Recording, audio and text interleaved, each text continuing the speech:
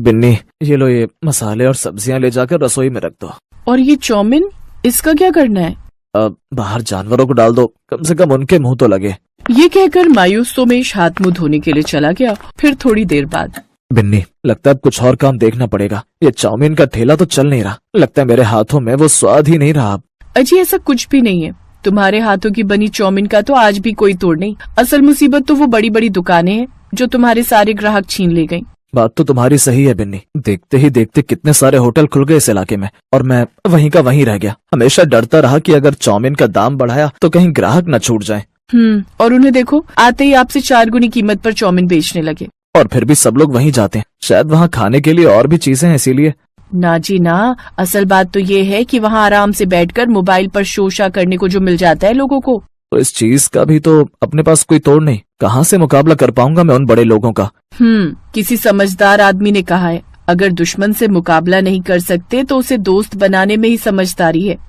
क्या मतलब? मतलब ये मेरे भोलूचंद कि उन बड़े बड़े होटलों में भी तो कोई ना कोई चाउमीन बनाता ही होगा, तो वो कोई इंसान तुम क्यों नहीं हो सकते? ना हर रोज ठेला लगाने की आफत और न लागत जुटाने का झंझट। बस हर रोज जाओ, झटपट चाउमीन बनाओ और महीने के पैसे हाथ में। मेरा दिल कहता है जी, अगर कोशिश करोगे तो बात जरूर बनेगी। अपनी पत्नी बिन्नी के इस भरोसे पर भरोसा करके सोमेश ने एक बार कोशिश करने की ठानी। उसने कई जगह जाकर काम मांगा लेकिन कहीं बात नहीं बनी, तो सोमेश बड़े भारी मन के साथ अपने घर वापस जाने लगा। लेकिन तभी अचानक उसे एक जानी पहचानी आवाज सुनाई दी।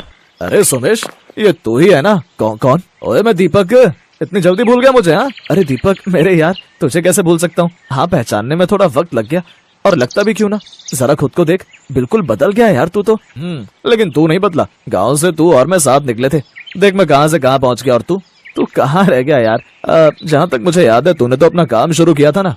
दीपक और सोमेश एक ही गांव से थे और दोनों काम की तलाश में एक साथ शहर आए थे। लेकिन बीते वक्त ने दोनों दोस्तों के बीच काफी बड़ा अंतर पैदा कर दिया था। दीपक को देखकर ही उसकी अच्छी हैसियत का पता चल रहा था, जबकि सोमेश के चेहरे से ही उसकी गरीबी झलक रही थी।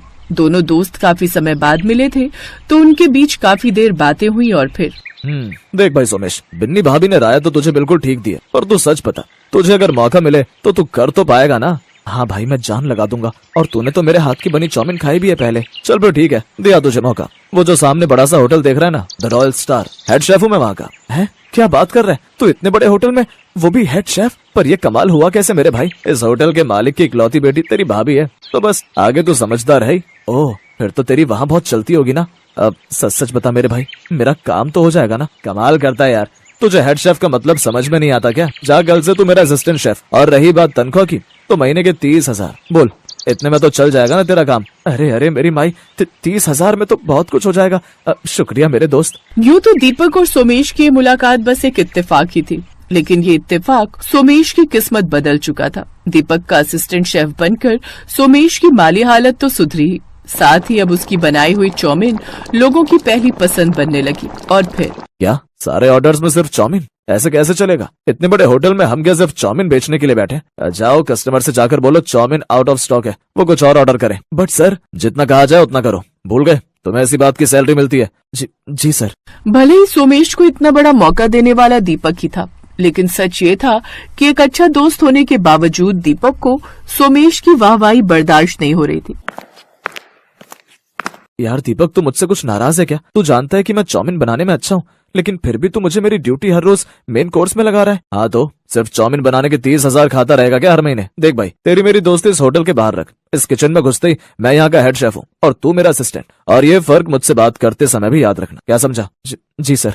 सोमेश समझ गया था कि दीपक बदल गया है, लेकिन उसने दीपक से आगे कोई बहस नहीं की और चुपचाप दीपक की बताई हुई ड्यूटी हर रोज पूरी ईमानदारी से निभाने लगा। लेकिन दीपक की इस हरकत का खामियाजा भुगतना पड़ा होटल को।